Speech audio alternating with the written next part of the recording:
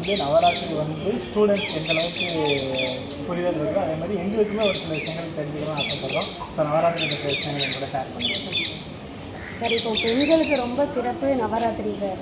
இப்போ ஆண்களுக்குன்னு எடுத்தால் ஒரே ராத்திரி சிவராத்திரி, பெண்களுக்கு 9 நாள் நவராத்திரி. நவராத்திரி கொண்டாடுறதுனால பார்த்திங்கன்னா அம்பாளுக்கு ரொம்ப விசேஷம். இப்போ அப்போ சொன்ன மாதிரியே மூணு சக்தியாக நம்ம கொண்டாடுறோம். 3 சக்தியும் சேர்த்து நவராத்திரியாக கொண்டாடுறோம். நவம் அப்படின்னா புதுமைன்னு ஒரு அர்த்தம் இருக்குது சார். அப்புறம் நவம் அப்படின்னா 9ங்கிற அர்த்தமும் இருக்குது. புதுமை அப்படின்னா என்ன நீங்கள் கேட்கலாம். புதுமைனா வந்து நம்மளுக்குள்ளே உள்ள புதிய ஆற்றல்களை நம்ம கற்றுட்ருக்கோம். இப்போ கொலு வைக்கிறதுனால நம்மளே நிறைய விஷயம் கற்றுட்ருக்கோம். அதனாலேயும் அதை நவன்னு சொல்லுவாங்க. இன்னொன்று வந்து நவன்னா 9 நாள் நம்ம பூஜை பண்ணுறதுனால நவராத்திரின்னு சொல்கிறாங்க. அப்புறம் பார்த்துக்கிட்டிங்கன்னா இப்போ சிவராத்திரியிலலாம் விரதம் இருக்கணும், நைட்டு ஃபுல்லாக முழிக்கணும். ஆனால் நவராத்திரி வந்து அப்படி கிடையாது. 9 நாளும் நம்மளே நிறைய விதவிதமாக சமைக்கலாம். பொங்கல், பூரி, வடை, பாயசம் அந்த மாதிரி விதவிதமாக சமைக்கலாம், விதவிதமாக சாப்பிட்லாம்.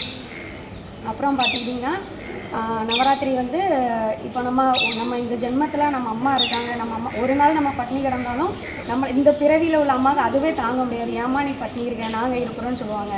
அப்படின்னு பார்த்துக்கிட்டப்போ இது ஜெகன் மாதா. அப்போ அவங்களுக்கு எவ்வளோ கருணை உள்ளே இருக்கும். அப்போ அதோட சிறப்பெல்லாம் கொண்டாடுறது தான் இது நவராத்திரி.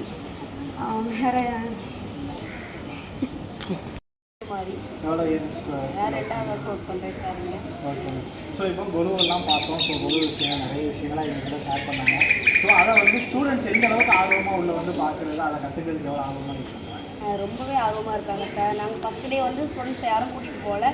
அப்புறம் செகண்ட் டேலேருந்து 1 by 1 ஒவ்வொரு கிளாஸாக கூட்டிகிட்டு போனோம். எல்லாருமே நல்லா பார்த்தாங்க, கற்றுக்கிட்டாங்க. ஒரு சாமி நேமெல்லாம் பிள்ளைங்களுக்கு தெரியாதனால அந்த நேமெல்லாம் சொன்னாங்க. அப்புறம் எல்லாமே ஆர்வமாக பார்த்தாங்க. ரொம்ப சந்தோஷம். ஸோ ஸ்டூடெண்ட்ஸ் வந்து அவங்க இதெல்லாம் புரிஞ்சுக்கிறோம், இன்னும் அவங்ககிட்ட வந்து எவ்வளோ ஆர்வமாக கேட்குறாங்க இதை பற்றி.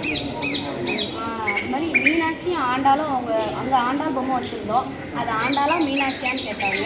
அது மாதிரி அது மீனாட்சி கிடையாது, ஆண்டாள் தான் அப்படின்ற மாதிரி சொன்னோம். நிறைய வேற கேட்டாங்க. நாங்களும் பொம்மை வாங்கிட்டு வந்து கொடுக்குறோம்னு சொல்லி ரொம்ப ஆர்வமாக கொடுத்தாங்க.